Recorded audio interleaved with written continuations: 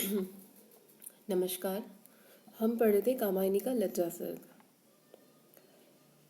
श्रद्धा लज्जा युक्त भावों का अनुभव करते हुए पूछ रही होती है अपने आप से ही कि ये कौन सी शक्ति है जिसके कारण उसको मनु के सानिध्य में हिचक का अनुभव हो रहा है। वो कहती है, छूने में हिचक, देखने में पलक आंखों पर झुकती है, कलरव परिहास भरी गूंजे अधरों तक सहसा रुकती हैं। संकेत कर रही रोमाली चुपचाप बरसती खड़ी रही, भाषा बन बाहों की काली रेखा सी भ्रम में पड़ी रही।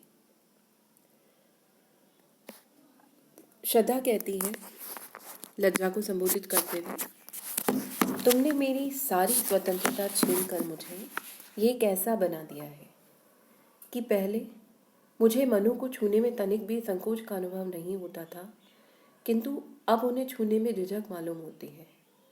पहले मनु को देखने में हिचकिचाहट नहीं होती थी, अब देखने की उत्सुकता होते हुए भी आंखों से पलक ऊपर नहीं उठते, अपितु वह नीचे की ओर झुके रहते हैं। कलरव परिहास भरी गूंजे अधरों तक सहसा रुकती हैं, संकेत कर रही रोमाली चुपचाप बरसती खड़ी रही।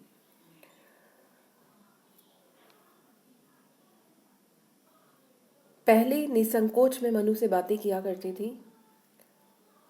मन अभी भी मेरा हास परिहास से युक्त मधुर बातें करने का मनु से होता है, परंतु वे सभी बातें अब होठों पर आकर रुक जाती हैं। बताओ तुम कौन हो। यहाँ कवि ने सलज युवती का मनमोहक रूप बिंब प्रस्तुत किया है।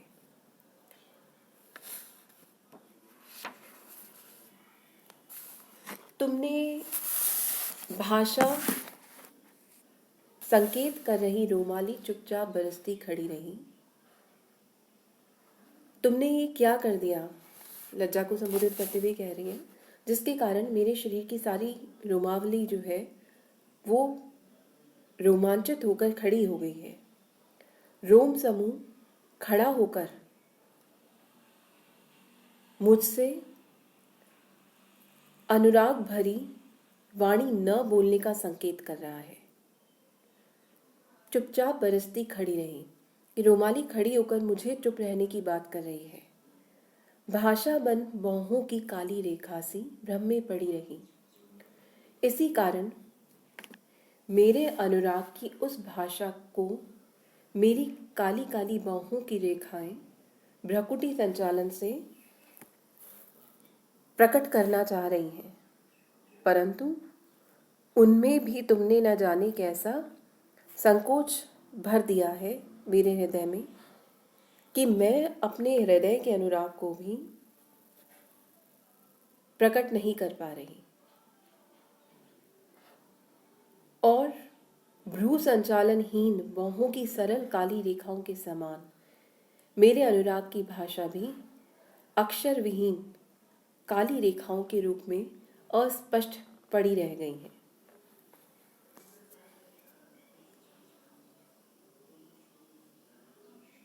और मेरे प्रेमी पर वह प्रकट नहीं हो पाती। अतः मुझे बताओ कि तुम कौन हो। तुम कौन हृदय की परवशता सारी स्वतंत्रता छीन रही, स्वचंद सुमन जो खिले रहे, जीवन बन से हो बीन रही, संध्या की लाली में हंसती उसका ही आश्रय लेती सी, छाया प्रतिमा गुनगुना उठी श्रद्धा का उत्तर देती सी। तुम, श्रद्धा कहती लज्जा को, तुम हो कौन? क्या तुम हृदयों को पराधीन करने वाली हृदय की विवशता हो?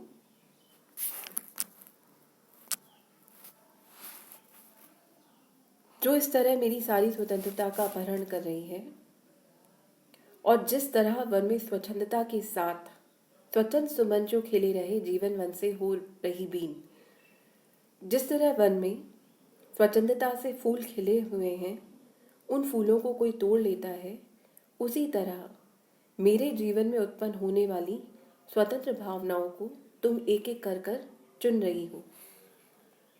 स्वच्छंद सुमन में रूपक अतिशयोक्ति अलंकार है। जीवन वन में रूपा का अलंकार है। संध्या की लाली में हंसती,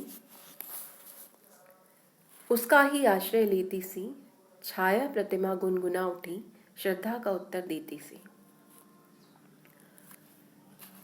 जब श्रद्धा एकांत स्थल में बैठी हुई इस तरह अपने हृदय की परवशता, संकोच, शिथिलता आदि के बारे में विचार कर रही थी, तभी उसे संध्या की लालिमा के अंदर अपनी भावनाओं की एक प्रतिमूर्ति हंसती हुई सी दिखाई दी, जिसकी हंसी संध्या की लालिमा के सहारे प्रकट हो रही थी और जो कुछ गुनगुनाती सी श्रद्धा के प्रश्नों का उत्तर दे रही थी। छाया प्रतिमा द्वारा कवि ने संकेत किया है कि जब व्यक्ति भावनाओं में डूबा रहता है तब उसकी भावनाओं में जिस मूर्ति की कल्पना की जाती है उसी की वैसी ही मूर्ति उसकी आंखों के सामने साक्षात रूप में दिखाई देने लगती है। इतना न चमत्कृत हो वाले, अपने मन का उपकार करो,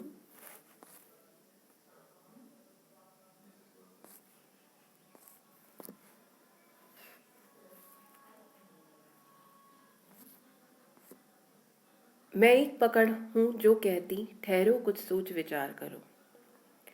लज्जा श्रद्धा से कहती है, अरे भोली भाली युवती, तुम मेरे कारण इतनी चकित हो, घबराओ मत, तुम ऐसा प्रयत्न करो जिससे तुम्हारे मन का भला हो। मैं और कुछ नहीं, नव युवतियों के जीवन मैं एक पकड़ हूं जो कहती ठहरो कुछ सोच विचार करो। मैं और कुछ नहीं, नव युवतियों के जीवन की एक ऐसी पकड़ हूं जो प्रेम के मार्ग पर बढ़ने वाली युवतियों को रोक देती है, समझाती है कि किसी भी प्रकार का निश्चय करने से पहले थोड़ी देर ठहर कर ठंडे दिल से अच्छी तरह सोच विचार करो, कहीं ऐसा ना हो फिर पछताना पड़े।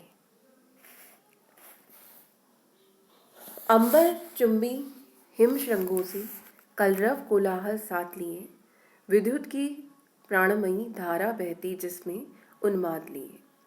लज्जा कहती है, आकाश को छूने वाली, अंबरचुंबी आकाश को छूने वाली, हिमश्रृंग बर्फ से ढकी चोटियां, कलरव कोलाहल झरने की कलकल ध्वनि। अंबरचुंबी हिमश्रृंगों से कलरव कोलाहल साथ लिए। लज्जा कहती है, मैं नवयुवतियों के सौंदर्य की देखभाल करती हूँ जो उनके अंगों में बड़ी मस्ती के साथ, अत्यंत तीव्र धारा के साथ प्रवाहित रहता है और जिसका स्वरूप उस पहाड़ी झरने के तुल्य होता है जो आकाश को छूने वाली ऊंची ऊंची बर्फीली चोटियों से निकलकर अपनी तीव्र कलकल ध्वनि द्वारा कोलाहल मचाता हुआ बिजली की धारा के समान अत्यंत तेज धारा से प्रवाहित होता है और ऊंचे नीचे पहाड़ों पर गिरने के कारण जिसके प्रवाह में एक अद्भुत उन्माद या मस्ती भरी रहती है। कवि ने मस्ती से भरकर तीव्र गति से प्रवाहित होने वाले रमणी के सौंदर्य की तुलना पहाड़ी झरने से करके उस सौंदर्य का एक मार्मिक और सजीव बिंब प्रस्तुत किया है। मंगल कुमकुम की श्री जिसमें निखरी हो उषा की लाली, भोला सुहाग इठलाता हो ऐसी हो जिसमें हरियाली। मंगल कुमकुम मांगलिक अवसरों पर काम में आने वाली रोली के संबंध में कहते हुए कवि कहते हैं, लज्जा कहती है, मैं नवयुक्तियों के सौंदर्य की देखभाल करती हूँ जो उनके मस्तक पर मांगलिक रोली या केसर बिंदु के रूप में कांति के साथ विराजित रहती है और जिसके कारण उनके मुख में उषा की लालिमा सी झलकती हुई दिखाई देती है। भोला सुहाग इठलाता हो ऐसी हो जिसमें हरियाली। इतना नहीं, जो सौंदर्य उनके मुख पर प्रसन्नता एवं मादकता के रूप में झलकता है और उस प्रसन्नता के कारण वे भोली भाली की कुमारियां अपने सौभाग्य पर इठलाती हुई सी जान पड़ती हैं। कवि ने सौंदर्य की झलक का चित्रण करने के लिए युवतियों के मंगल कुमकुम तथा मुख की प्रफुल्लता में विद्यमान कहा है। उनके मोहक सौंदर्य और मुख का बिंब उषा की लाली के साथ अंकित किया है। भोले सुहाग के इठलाने से तात्पर्य है जैसे हरे भरे खेत मस्ती के साथ इठलाते दिखाई देते हैं, वैसे ही सौंदर्य के कारण एक सीधी सादी में भोली भाली सौभाग्य कांक्षणी युवती भी मस्ती के साथ इठलाती हुई दिखाई देती है। उषा की लाली में उत्प्रेक्षा अलंकार है। हो नयनों का कल्याण बना, आनंद सुमन सा विकसा हो, वासंती के वन वैभव में जिसका पंचम सर पिकसा हो। लज्जा कहती है, हे बाले, मैं नवयुवतियों के उस सौंदर्य की संरक्षिका हूँ जो उनके अंगों में फूलों के समान विकसित होकर देखने वालों के नृत्यों को आनंदित करके उनके देखने की अभिलाषा को पूर्ण करता है, और जो उन पूर्ण विकसित अंगों वाली नवयुवतियों की ऐसी मधुर वाणी के रूप में प्रकट होता है जैसा कि वसंत ऋतु के समय चारों ओर विकसित फूलों से भरे हुए वन प्रदेश में कोयल की मधुर कूक सुनाई पड़ती है। कवि ने नवयुवतियों के सौंदर्य को विकसित अंगों की छवि के रूप में प्रकट कर दर्शक के नेत्रों को आनंद प्रदान करने वाला कहा है।